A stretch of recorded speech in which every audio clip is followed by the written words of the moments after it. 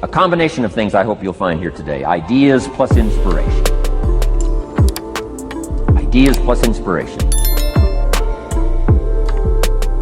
Ideas, business ideas, and social ideas, and personal ideas. We all need ideas. Right? How to have a good day ideas, how to have a good year ideas, how to have your best year ever ideas, good health ideas, personal relationship ideas, how to deal with your family ideas, sales management ideas, financial freedom for the future ideas. We all need good ideas. So today I hope you gather up by notes and by what you can remember a lot of ideas. I want to share as many with you as I possibly can in the time constraints we have. Today is going to go very rapidly. I used to think a day like this was a long day. Found out it's a pretty short day. But I'm going to go as fast as I can, share with you as many ideas as I possibly can. And here's why. Ideas can be life-changing. Ideas can be life-changing. And sometimes all you need is just one more in a series of good ideas. It's like dialing the numbers into the lock.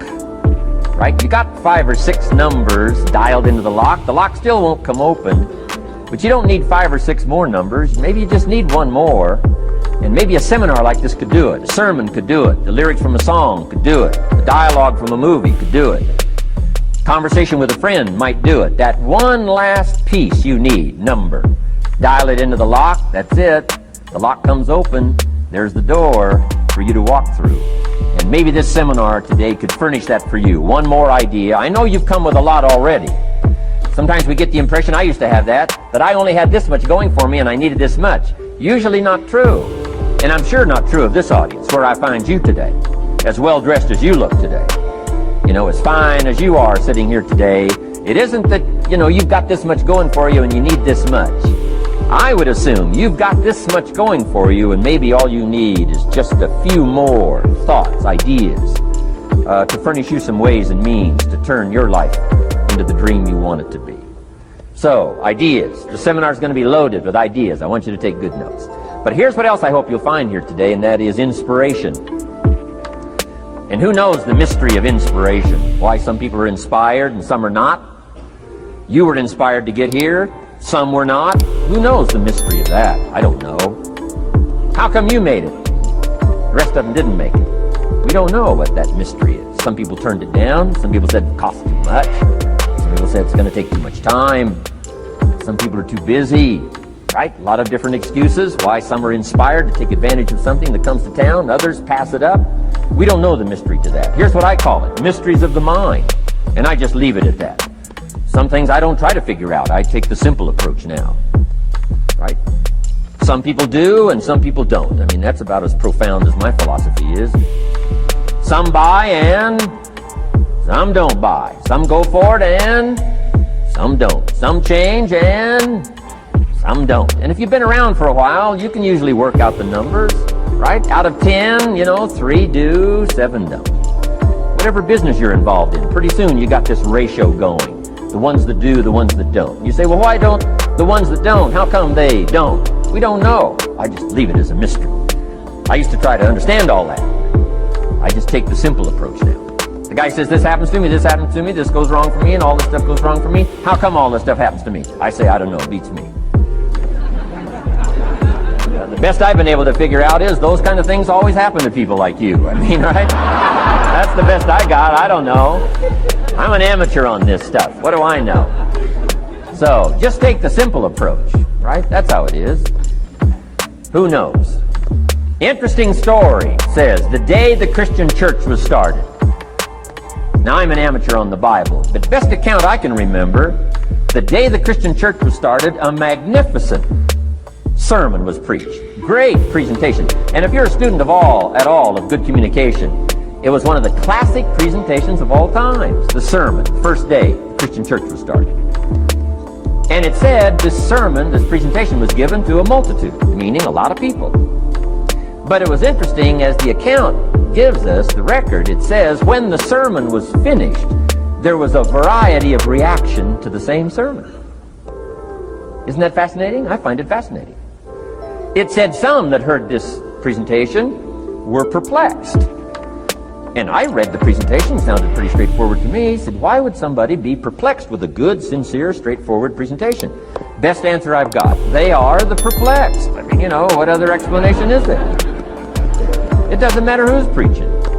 Right? It said some that heard this presentation mocked and laughed, made fun of the presentation. I thought, hey, this looks pretty sincere to me. If you give a sincere, honest presentation, why would somebody mock and laugh? Easy explanation. They are the mockers and the laughers. What else would you expect them to do? Right? I used to try to straighten all that out. Say, well, they shouldn't do that. I don't do that anymore. You know, I've got peace of mind now. I can sleep like a baby, not try to straighten all this stuff out. I used to be so naive. I used to say, well, liars shouldn't lie. See, how naive can you be? Of course they're supposed to lie. That's why we call them liars. They lie. They lie. So I don't straighten this stuff out anymore.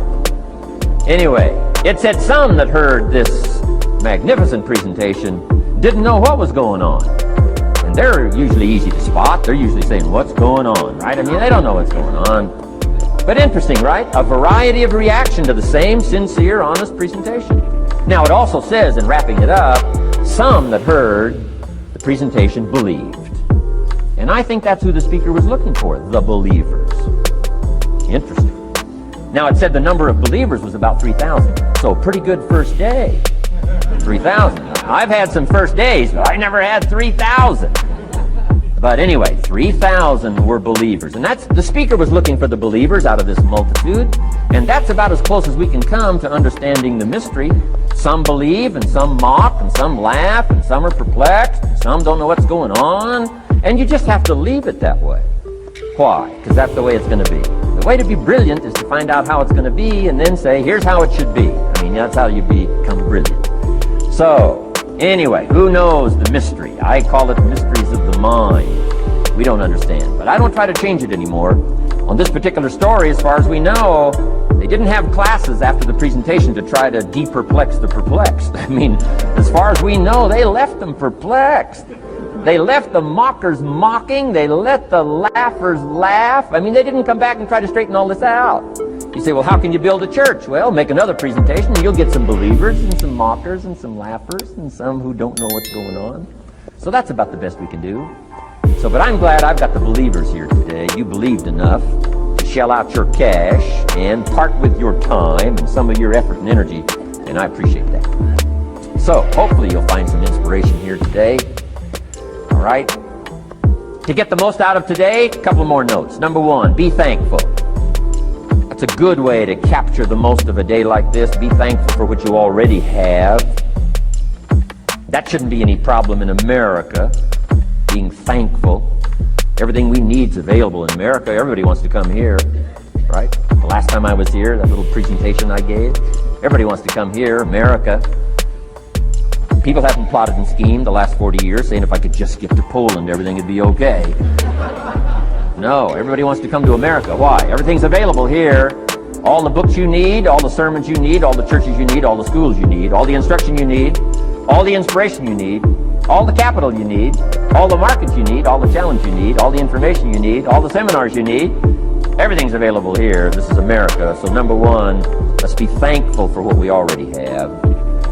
Thanksgiving does this. Opens up the doors, opens up the windows, opens up the channels. Thanksgiving for what you already have. I did a seminar one weekend up at the ranch, up at Clear Lake. Got a lodge up there. Nice setting, high valley, high serenity ranch. For the weekend, Friday evening, Saturday, Sunday. People drove in from around California. I got there late Friday afternoon. Everybody had pretty well already gotten there. I couldn't believe the parking lot. Continentals and Eldorados and Mercedes and Cadillacs. Unbelievable. Ferrari, one Rolls Royce. Unbelievable. I walked in, good-looking crowd about like this, sitting there ready for the weekend seminar. My opening remarks were, ladies and gentlemen, I think the rest of the world would find it strange that we have all come here this weekend to try to figure out how to do better. I think the rest of the world would say, I don't understand. Guy in his Rolls Royce saying, I got to get to the seminar, find out how to get another one of these Rolls Royces.